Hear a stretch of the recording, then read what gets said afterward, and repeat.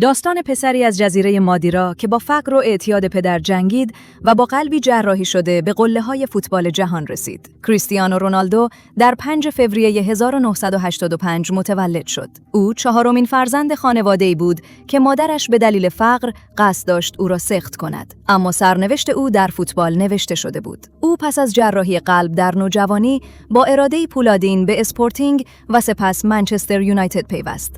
زیر نظر الکس فرگوسن پیراهن افسانه‌ای شماره 7 را پوشید و به یکی از بهترین‌های تاریخ تبدیل شد. انتقال رکورد شکن او در سال 2009 به رئال مادرید و کسب 5 توپ طلا او را به کهکشانی‌ترین ستاره فوتبال بدل کرد. پس از تجربه یوونتوس و بازگشتی پرماجرا به یونایتد، او اکنون در النصر عربستان با بالاترین دستمزد تاریخ فوتبال بازی می‌کند. رونالدو فراتر از زمین فوتبال، پدری فداکار و یکی از سخاوتمندترین ورزشکاران جهان در امور خیریه است که الهام بخش میلیون‌ها نفر شده است.